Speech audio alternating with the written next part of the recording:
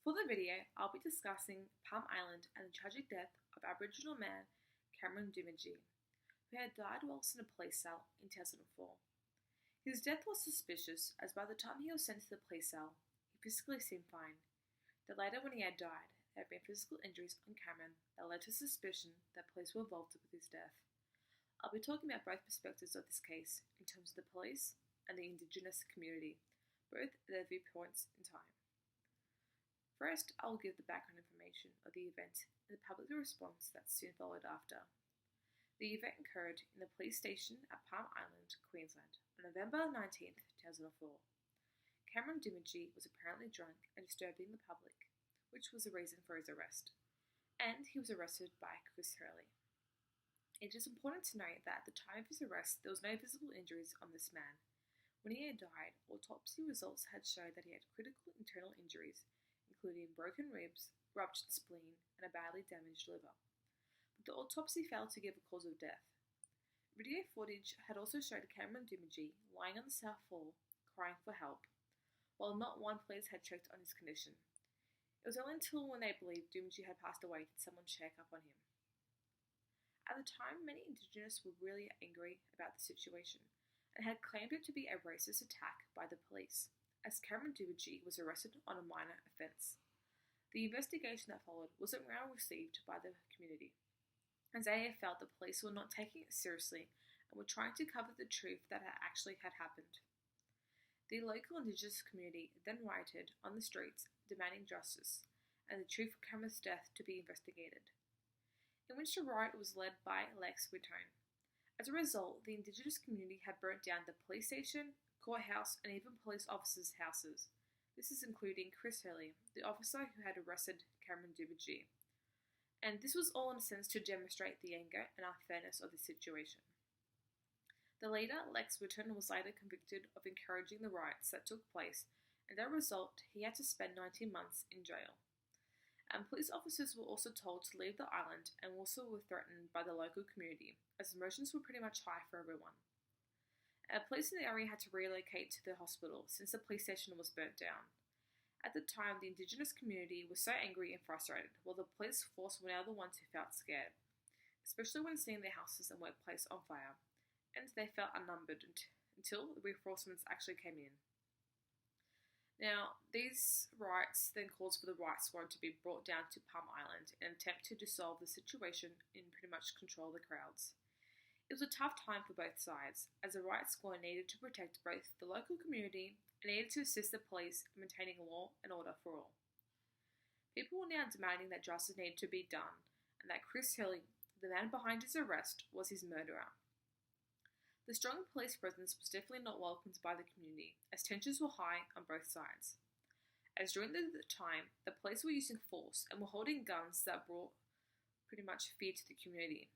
The police were later found to be acting against protocol and breached the Racial Discrimination Act, since they conducted many raids that were very extreme.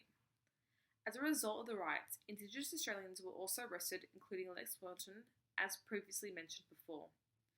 In 2007, Chris Hurley was facing trial and was declared not guilty of manslaughter or assault. The verdict was given by a jury which was deliberated within 4 hours, arguing that there wasn't enough evidence to indict Hurley. This incident definitely put a strain on the relations between the Indigenous community and police, and pretty much it greatly affected the trust people had on the police force, even in the years after that occurred. As the Indigenous community had beliefs that the police were pretty much biased and racist and could not be trusted to prevail the right truth.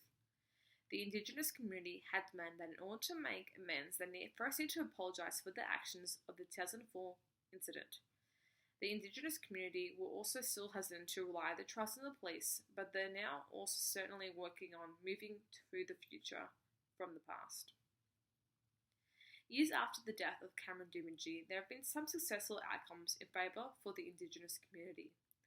Lex Witton, the leader of the riots, and his family have since received compensation for what has previously occurred, and they were given $222,000 in damages for racial discrimination, which was given in December 2016. This was many years after. Also, in November 2016, the federal court found that police were in fact racist during their response on the matter, with the court ordering compensation for one family for how they were treated, and also ruled unlawful discrimination that the Queensland Police Service still allowed for Chris Hurley to resume his position after the events that had unfolded. Police had also admitted that there were definitely mistakes in the way they handled the situation, and have claimed to have learnt from the Palm Island incident, and the state government has since issued an apology. Now, the apology acknowledges the violence and discrimination made to the Palm Island Indigenous group from the police for the events that they had occurred before and after the riots began, and also during Cameron's death. Now, this apology was also published in newspapers, so that the whole nation could see that the Queensland government were deeply reflecting and acknowledging their past actions. Alongside with the apology, there was also a $30 million settlement to all the victims affected, in order to step forward into the future for both the police and the Indigenous community. Adjustments and compensation has been made and given in order to fix the wrongdoings of the past. There were not really any connections made from this case to the present policing against Indigenous Australians, as that now the police are definitely trying to do their best jobs without any racism or subjective views in mind compared to the past. They are more inclusive and they won't arrest anyone who is different from them, which wasn't like back then. Society and policing have definitely come a long way, and we still have more room to improve so that everyone feels equal. But racism was sure worse back then, with the police consisting of only white males and discriminating against those who were not like them, with often Aboriginal people being killed for no reason. Today, the police are diverse with different cultures and have both men and women representing the force, which is great to see, as these people are representing the communities that we actually live in, and is a true representation of Australian culture. This case has also made the police force more careful in the way they approach cultural situations, and that the police are not always in the right, and that each officer needs to be thoroughly investigated for any potential corrupt doings, to ensure that they are lawfully carrying out their job to protect the community through law and order. Thank you.